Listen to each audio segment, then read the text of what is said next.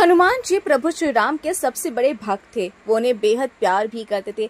लेकिन क्या आप जानते हैं कि आखिर क्यों श्री राम ने एक बार हनुमान जी को मृत्यु दंड की सजा सुना दी थी? श्री राम ने अपने सबसे बड़े भक्त हनुमान को ही मृत्यु दंड क्यों दिया था? आइए जानते इसके बारे में इस वीडियो में।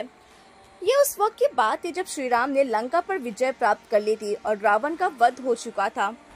श्री राम लंका का राज्य विभीषण को सौंपकर वापस अयोध्या आ चुके थे। अयोध्या पहुंचने के बाद श्री राम का राज तिलक किया गया और वो राजा बन गए।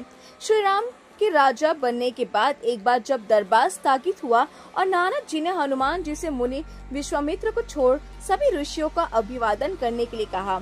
हालांकि नारद मुनि ने धोखे से हनुमान जी को ये विश्वास दिला दिया था कि उन्हें विश्वामित्र का अभिवादन नहीं करना चाहिए। हनुमान जी ने नारद मुनि की बातों को मानते हुए विश्वामित्र का अभिवादन नहीं किया, लेकिन ऋषि विश्वामित्र को इस बात पर कोई प्रभाव नहीं पड़ा। जब नारद जी ने देखा कि विश्वामित्र को कोई फर्क नहीं पड़ रहा है, तो वो ऋषि विश्वामित्र के पास गए। नारद जी ने ऋषि विश्वामित्र को उकसाया, जिसके बाद वो इतने क्रोधित हो गए कि वे सीधा श्री राम के पास ही चले गए और उनसे हनुमान को मृत्यु दंड देने के लिए कह दिया। क्योंकि श्री राम ऋषि विश्वामित्र के ही छात्र थे, इसलिए अपने गुरु की आज्ञा का पालन करते हुए श्री राम जी ने हनुमान जी को बाणों से मारने का आदेश दिया।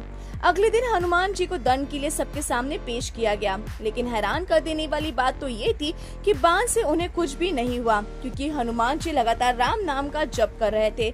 श्री राम को अपने गुरु का वचन का पालन करना था और बाणों का कोई प्रभाव हनुमान जी पर नहीं पड़ रहा था, इसलिए उन्होंने ब्रह्मास्त्र का उपयोग करने का निर्णय किया। लेकिन वहां मौजूद सभी लोग आश्चर्यचकित हो गए जब हनुमान जी के राम मंत्र ने सबसे शक्तिशाली ब्रह्मास्त्र को भी विफल कर दिया। ये देखकर नारद जी ऋषि विश्वामित्र के पास गए और अपनी गलती स्वीकार कर हनुमान जी की अग्नि परीक्षा उन्होंने रोक दी। तो दोस्तों, इसको लेकर क्या है आपकी राय? कमेंट सेक्शन में बताना बिल्कुल भी ना भूले और हमारे चैनल को सब्सक्राइब करें।